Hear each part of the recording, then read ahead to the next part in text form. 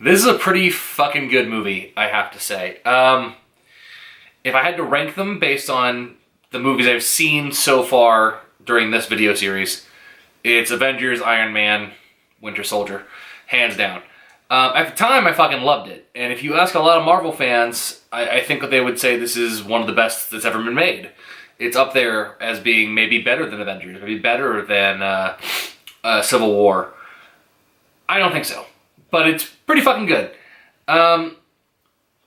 As a sequel to Captain America, it is ridiculously better.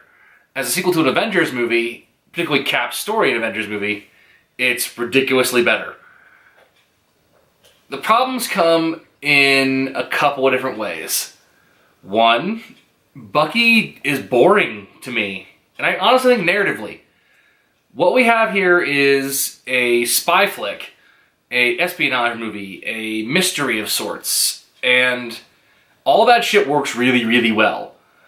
The Winter Soldier, spoilers, only really comes in as kind of the heavy, as the action character, as the guy who's going to fight Cap. And generally speaking, the character who on a plot level, on a screenwriting level, is only really used for the punching, isn't really integral to the plot, or integral to the plot, depending on how you want to say it. Now granted, it's Bucky, so the last act very much becomes about Cap and Bucky, and their relationship, but for 2/3 of this movie, Cap doesn't know who Bucky is, and every time Bucky shows up, it kind of derails a really interesting story. And then the bigger issue is, and this is one of those things where it's subjective, I just don't buy that Bucky remembers anything about Cap. No fucking way. He's been around since the fucking 40s.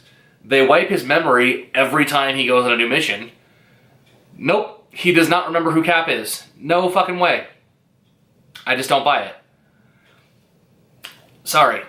So, that's a problem. Another big issue with this movie is it's a little bit too long, which is weird considering that Captain America could have done with maybe 20 more minutes of characters. This one's got a lot of characters and they're all great, but it's a little bit padded out. And I guess most of that is still Bucky, so maybe it's the same problem, but the best part of this movie, for me, absolutely, is Scarlett Johansson as Natasha Romanoff, aka the Black Widow. She is the most compelling character. Her arc is the most interesting. I've had some alcohol. Her arc is the most interesting and the most compelling. And just on a purely, like, heterosexual male level, she's really fucking gorgeous in this movie. Like, movie star good. Like classic, like Ava Gabor, Grace Kelly, Ingrid Bergman, like, oh my goodness, she is so fucking attractive in this movie. And she punched people in the face. Like, it's this, yeah. Scarlett Johansson's character, her role in this series is pretty outstanding. And the fact that she hasn't gotten her own movie yet is pretty ridiculous. I mean, yay, Captain Marvel, which is out in a week. First female superhero movie from Marvel, but, like, Black Widow should have her own movie. Should have had her own movie a while ago. She's spectacular in this. This is a movie about loyalty. It's about where we think we belong. It's about who we think are the good guys and who are the bad guys and those gray areas. And Natasha is someone who is all in the bag for S.H.I.E.L.D., and particularly Nick Fury. She'll do what she believes she has to because she came from such a terrible place. She came from, the KGB. She believes she's fighting for the good guys. And when she finds out she's fighting for Hydra, that's the most emotionally painful moment in the movie for me. It has nothing to do with Bucky, nothing to do with Steve. The most emotionally painful moment in the movie is Natasha Romanoff realizing she's been part of another massive evil empire. And her arc is deciding she doesn't want to be a part of that anymore. Her final scene at the injunction, or whatever the fuck it is, where she says, "You're not going to arrest us. We've done bad things, but we're the ones who can do the right thing. So arrest me if you want to. You know where I'll be." Implying she'll be out there fighting the bad guys. It's powerful stuff, and like throughout the whole movie, like her chemistry with Evans is ridiculously awesome. The running like subplot it's not even a plot, the running, like, thing of her wanting to hook up Steve with some female, you know, be in a relationship. It's just sweet. She's a good friend. She's a great soldier. She's a great human. Like, her character is the best part of this movie, bar none. Second place goes to Sam Wilson, the Falcon. He's fantastic. The way they introduce this character with Steve running around Washington, D.C., and the Falcon also jogging and getting passed repeatedly. It's a wonderful introduction. It makes sense they become friends. When they reveal the wings, it's a great moment. The fact that he's dealing with post-traumatic stress, as all these characters are. The fact that he's running a post-traumatic stress group at the VA, he's done. He retired. Like, he's not part of the military anymore. The fact that he's going to go back in because Captain America needs help. Sam is fucking great. Honestly, this is the best Falcon's ever been. It's a shame. Like I said in one of the other movies that Agent Carter, Peggy, got the worst kind of cards of the franchise. I'm wrong. I think it might be Wade Wilson, the Falcon. He never gets to be cooler than he is in this movie in terms of action, in terms of character beats. I mean, he's fun in Civil War, but he's really, really dope in this movie, and we never really get to see that again on that level, which is a bummer. It's a really good movie. I have issues with it, and it's one of those things where, like, a lot of what I'm about to say is going to sound like nitpicking, but I wouldn't be nitpicking it if the story was working. Like, a lot of this shit I shouldn't notice if the movie has me enthralled. Like, very famous story. At the end of Jaws, there's an oxygen tank in the shark's mouth, and the dude shoots the oxygen tank, and the shark blows up. The writer of the novel said, that's not how oxygen tanks work. And Steven Spielberg said, at this point, the audience will believe what I tell them to believe. And that's kind of true. If you're worried about plot-holy, nitpicky minutia, then the movie kind of fucked up somewhere. And I'm thinking about it a lot in this movie. And that's a bummer, because it works really well, but honestly, it's the Bucky of it all. And I guess it's the Hydra of it all. Like, Hydra's been involved in S.H.I.E.L.D. since the 50s. That's a hard pill to swallow, but okay. And then you start, and that spins off all these questions. Like, so I guess, like, they imply that Bucky might have killed JFK? Alright. But, like, if Hydra's been involved since the 50s, couldn't they have done slightly more impactful things in the past 60 years, or however many years it is? I don't know. It's a little bit distressing. Other stuff that doesn't make any fucking sense is early on the boat, Cap is fighting this dude. And granted, like, I guess the actor who's playing the part is like an MMA fighter or one of the strongest men in the world or whatever the fuck. But, like, whatever. A human being fights Captain America and it's kind of evenly matched. Nope, that doesn't make any fucking sense. It pulled me out of the movie. Like I said, Bucky remembering who Cap is pulls me out of the movie. Stuff at the end where Bucky and Cap are fighting on the big ship. So, okay, Cap's not bulletproof, but he's stronger than normal men, but he got shot 3 times, but he's fine, but he's not. Again, none of that should fucking matter. Like, he's a superhero, he got shot, but, like, I was thinking about it during the climax of this movie. Fucking his arm. Bucky's arm. It's not vibranium, it's just metal. Can't Cap just, like, crush it? Speaking of crushing, during that same scene, the climax of the movie is we have these little, you know, like, index card looking hard drive things we have to install. At one point, Bucky's got it in his bare hand, and granted, it's not his robot hand, it's his bare hand. But couldn't Bucky just, like, smoosh that shit into pieces? It's just a little metal thing. Like, stuff like that I'm thinking about, and I shouldn't be. Which is absolutely not a good sign. None of which is to say this is a bad movie. It works really well. The first hour of this fucking thing is pretty goddamn spectacular. Which admittedly barely involves the Winter Soldier.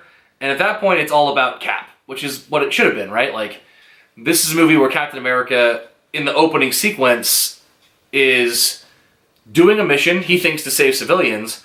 Comes to find out that really it's more about capturing this data that S.H.I.E.L.D. has. And that fucking, he doesn't like that, you know? And the idea of teaming up Captain America and Black Widow, beyond the fact that they're both gorgeous and charming and, like, I love them together, they have great chemistry. It's a really cool idea of, like, the soldier from the 40s. Like, he's a soldier. He doesn't understand subtlety. He understands strategy and warfare, and here comes a threat, I'm going to neutralize it. She's a spy. And that's wonderful. Watching the knuckleheaded sort of brute force nature of Captain America merge with the subtle, hidden, subversive nature of a spy is pretty fucking great. The movie honestly starts to lose steam once they make it to the underground bunker in New Jersey, where they meet the robot, strike that, computer version of Zola from the first movie. It's fun, it's comic booky, I like it, but it's kind of dumb as well, and like, I don't mind that, but like, after that, the movie starts to lose steam because, oh, Nick Fury's not dead. He was only hiding. Hey, Robert Redford's a bad guy. Let's do this big climax, which is about the climax, but also Steve wants to save Bucky. It doesn't work for me. I mean, don't get me wrong, the movie works for me the movie works for me great. Like, this fucking thing is great. Like, I would give it like an 8 or 9 out of 10. Like, it's not a bad film by any means. But it is sort of easy in the second half. Okay, remember cable, kids? When you would just kind of surf through channels and you're like, what am I going to watch? This is totally I ran across this, I'm going to watch this because it's on. But it's also the kind of thing where the second half you're going to go, well, what else is on? Let me see what else is on. At least for me. And I know I'm in the minority on this one. People fucking love this movie. I don't know what to tell you. I have issues with it. Again, mostly centered around Bucky and the third act. I don't know.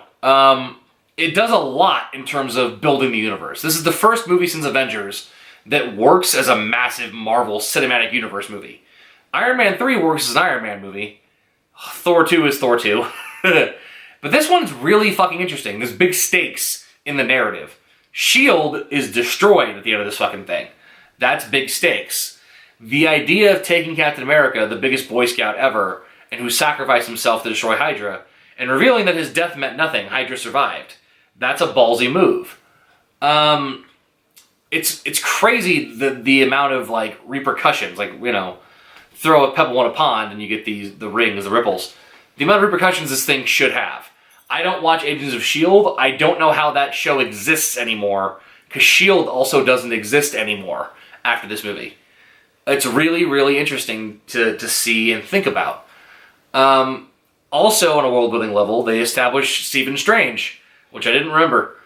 At one point, they're interviewing a S.H.I.E.L.D. agent who also works for Hydra. And Captain America is like, who are they going to kill? Who are the targets?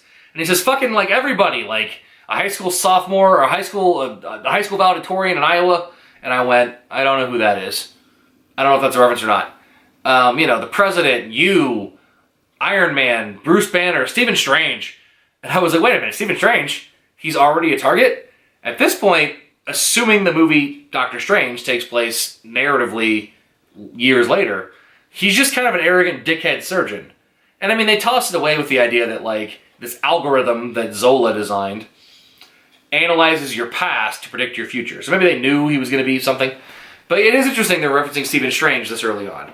Another thing that fucking blew my mind is, during the Winter Soldier stuff where they show the things he's done, I think it's during the Zola scene in the underground bunker, Captain America's like, bullshit, this is nonsense, S.H.I.E.L.D. would have stopped you.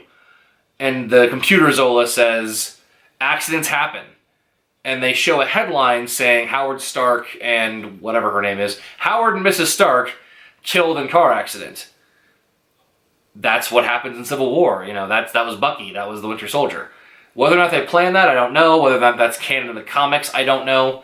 But it is really interesting to watch it this many years later and think about the repercussions. What else did they set up? Cap's on his own, also Falcon. This is the first new hero, new character we're introduced to that gets to be around. Again, it's a shame he never gets to be this fucking cool again. But I love Anthony Mackie. I've loved him ever since I watched 8 Mile back in the day. Anthony Mackie's a fucking brilliant actor. Anybody out there who hasn't seen Detroit from a couple years ago, bummer of a movie. It's a fucking sad, painful, rough watch. But Anthony Mackie's a genius in it. He's a really, really good actor. He deserves better than being like the ninth build Avenger. And obviously Winter Soldier. I guess that's important. I'm honestly, maybe I'm very, very alone in this. I don't give a fuck about Bucky or the Winter Soldier. Like, I don't care. Like, I'm the guy that when I knew the plot of Civil War was Bucky, I was like, okay, I guess. If it gets the superheroes fighting each other, but I don't care. I'm the guy that during Infinity War, when Bucky goes poof into dust, I was like, ha! Like, I'm the guy at the end of Black Panther, and we'll get there. During the tag, when Bucky showed up, I was like, oh, fuck, who gives a shit about Bucky? Like, I don't care about this relationship. And granted, maybe that's me, but, like, I love best friend narratives. I love, like, Ferris Bueller's Day Off is a great movie because of the fact that it's Ferris and Cameron. Clerks, like, it's a thing. Like, I very much enjoy best friend narratives. So I don't think it's me. I think it's the movies didn't quite earn their best friendness. In this movie, Winter Soldier, there are flashbacks showing Cap and Bucky talking after, like, one of his parents' death, I think. Maybe both of them, I don't know. He's alone. And it should be really moving, but I don't give a shit. Like, all I'm thinking about is, like, go back to the better plot. Go back to Redford. Like, this is a movie that has 2 villains in it. Well, kind of 3. It's got the main villain who's running shit, the brains. It's got the muscle. And then it's got it's called the Winter Soldier, so I guess we have the Winter Soldier in it. The muscle and the main villain work really well. And I'm just going to stop gilding the lily here. Robert Redford's in this movie. One of the all-time great movie stars. One of the all-time great actors. One of the all-time great directors. Like, he's vintage, old-school Hollywood. And he's great. Like, he's phenomenal. He lends a level of authenticity and prestige to this movie that we haven't seen maybe ever. Like, Jeff Bridges is cool, but, like, he was not the same caliber of star power. He's really good in this fucking movie. At the end of his last line is Hail Hydra. And, like, I was just giddy. Like, oh my god, Robert Redford said Hail Hydra. Like, the Sundance Kid just said Hail Hydra. He's really fucking good in it. Like, he's charming all the way through. And again, maybe this is one of those things where it's preference, but for me, this movie's at its strongest when it's political intrigue and it's character stuff and what's going to happen next. So the most emotional, the most engaging moments are characters talking in a room, kinda. The action's not bad, although I'll get there on that one. But really, it's like it's the revelations. It's the idea that Nick Fury, Sam Jackson, and Robert Redford, don't know the character's name, it's just Redford, were best friends for a while there, and now they're betraying each other. Like, that's some powerful shit. Meanwhile, it's like, oh, there's a big shootout on an overpass, and, there's a thing, and Winter Soldier, and boom. Nick Fury's stuck in a car, and it's a car chase sequence, and he's got a gun that's in the metal console. It's cool, but, like, I'm not emotionally invested in it at all. Particularly during that car chasing with Nick Fury. Like, first time I saw the flick, when Sam Jackson got an action sequence, I was very, very happy. And it's a fun idea, but, like, this is kind of a cool car chase where Nick Fury's taking out, like, dozens of Hydra guys. At a certain point, like, this dude, the Winter Soldier, shows up on a street, fires one shot, which is a magnetic explosive that goes into the road, attaches stuff to the car, and blows it up. And I'm like, okay, yes, the Winter Soldier's cool, but, like, if you gave that weapon to anybody else, Nick Fury's car would have blown up. Like, That's frustrating. And let's just talk about frustrating action sequences. This is the first Marvel movie that I enjoyed, despite the editing and the directing. I don't know who's to blame. I don't know if it's the directors or the editor. It's too close, it's too cutty, it's too shaky cam. It's so fucking frustrating. I hate it. Iron Man 2 had a bit of this with Black Widow. But, that was hand-to-hand combat, and it was few and far between. Iron Man 2, generally speaking, is a guy in a suit blowing shit up, and it's fairly well directed. This movie is mostly hand-to-hand combat. One of the best action sequences ever in the MCU, thematically speaking and character-wise, is Captain America in the elevator with, like, 15 dudes who are going to try to beat the fuck out of him. It's wonderfully set up. It's got a great opening line of dialogue. Hey, before we start, anyone want to get off? Like, it's great. The sequence itself is really choppily edited. Really choppily edited. It's really choppy. It's edited kind of in a mishmash kind of way. You don't really know what's happening other than Captain America's kicking ass and he's got one hand glued to a fucking elevator wall. And that's kind of true throughout all the sequences. The sequence I mentioned earlier where Bucky shows up and in a car chase and fucks everything up, and there's an overpass, and the fight continues down below the overpass, and there's a bus involved, there are civilians. It's a really interesting sequence on paper. In the movie, I'm like, I don't care, fuck. Like, just get to the, like, I don't give a shit about Winter Soldier. Like, why are you just showing up? How'd you know they were there? Blah, blah, blah. Which I would not have cared about if the sequence was fucking awesome.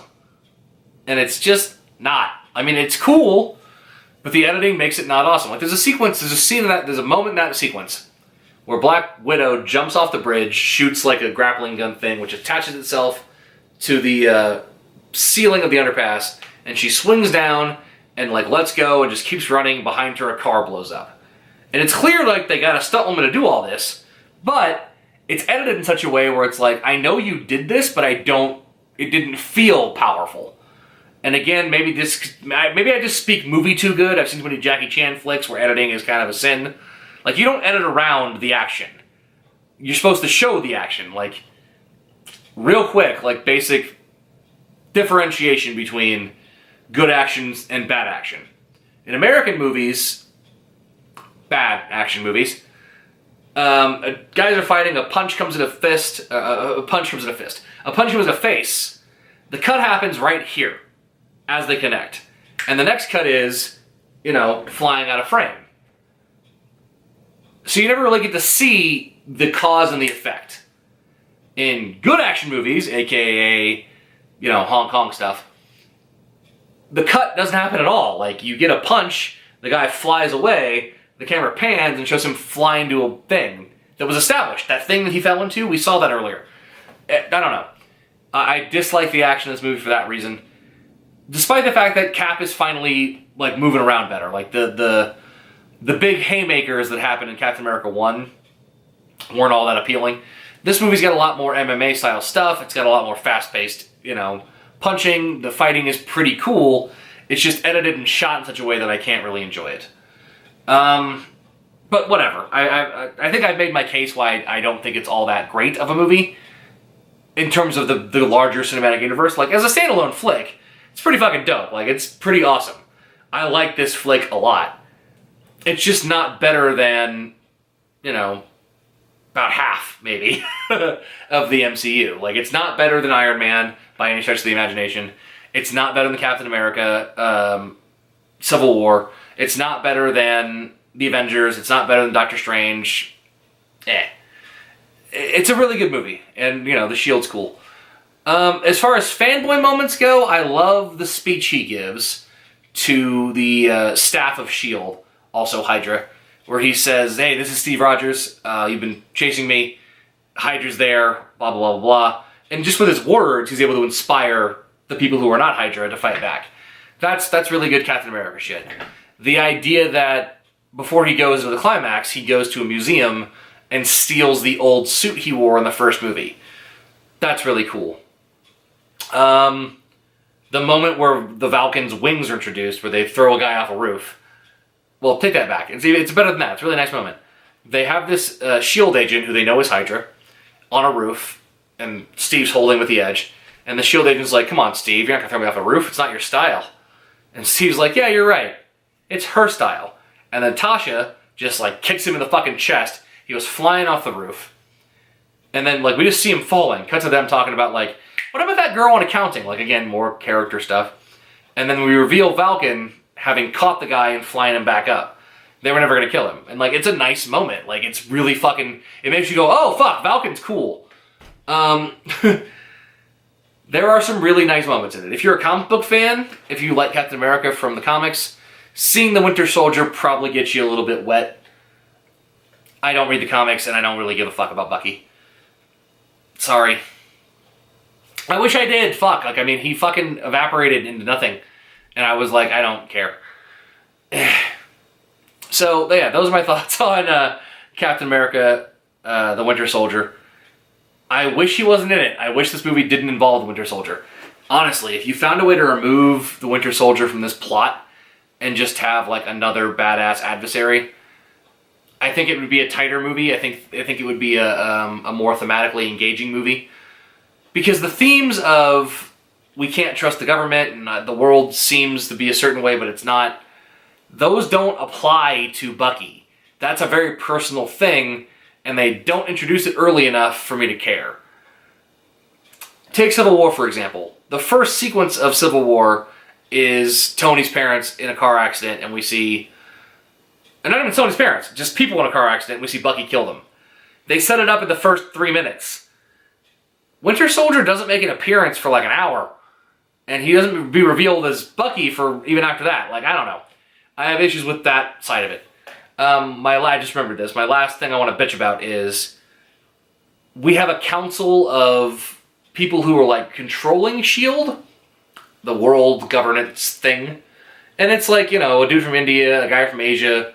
Those are both in Asia. A guy from the Middle East, a guy from Asia Major, a British person, whatever. One of the people on the council is an older lady. And towards the end of the movie, they're all taken hostage. And Robert Redford's like, I'm gonna kill you, blah, blah, blah, I'm a bad guy. And the older woman starts to fucking, like, kick ass. Like, she's got weapons, she starts punching dudes, she's flipping guys around. And I'm like, fuck yeah! Like, she's a fucking agent of S.H.I.E.L.D. Just because she's older, it's not amazing. Like, that, she can still be cool. And then it's revealed that it's actually Black Widow. Bummer. That is still one of the bigger, like, aww moments for me in the whole MCU. Like, that was such a cool idea. And I get it, you have to involve Black Widow in the climax, and, fucking... Captain America's Captain America, and Falcon's got wings. What the fucking Black Widow do but hang out in a room and type, basically. But I really like that moment. Fucking speaking of Iron Man, one more thing I want to complain about. If ever there was a movie that you go, what the fuck, where is everybody else? Fuck everybody else. The moment Steve knew he had a computer thingy that he couldn't hack, call Tony Stark! Right? Like, I've got a flash drive, it's encrypted. Just like, you don't have Tony's number? You can't just be like, or fucking just call Stark Industries and be like, hi, I'm Captain America. Google Stark.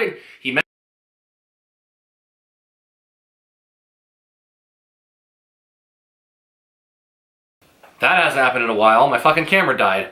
Again, I can see right now. The battery has 3 hours and 36 minutes left. It's not hot. This camera, I need to start a Patreon just so I can get a better camera. I'm not sure where I got cut off. I'll try to edit it so this makes sense, but I bitch a lot about Winter Soldier. It's still a great movie, and if I was going to rank the movies I've seen so far for this series, it goes Avengers, Iron Man, Civil War. No, fuck. Alcohol. Avengers, Iron Man, Winter Soldier. In terms of my favorites.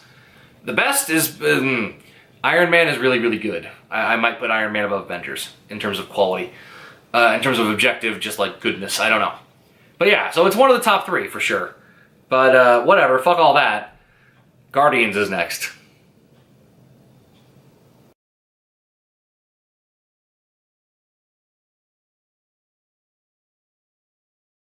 So, I guess because of the Avengers, we have mid-credit sequences now. So, my videos are going to do this, I guess.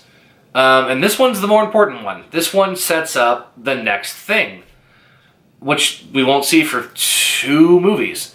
This mid-credits thing sets up Loki's spear, it sets up the bad guy at the beginning of Avengers 2, and it sets up 2 new characters. Well, she's weird and he's fast. I didn't know much about Quicksilver and Scarlet Witch, so I didn't care. I didn't recognize Elizabeth Olsen, so I was like, I don't know who these people are, but like, okay. That was my take on the mid-roll for this movie. Underwhelming, I suppose. Anyway, bye.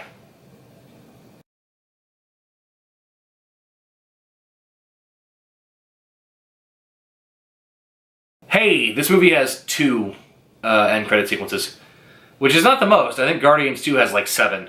And don't worry, I promise when I get to Guardians 2, I won't have like 7 different cuts into the end credits because that's ridiculous for a 20-minute video. This one is the least important one because it doesn't set up the universe. It's more of a, Captain America thing. Bucky might remember who he is. I don't care. I don't fucking care about Bucky. I don't care about Bucky at all. I'm glad he turned to dust. Hope he stays dead. See you next time. Fuck Bucky.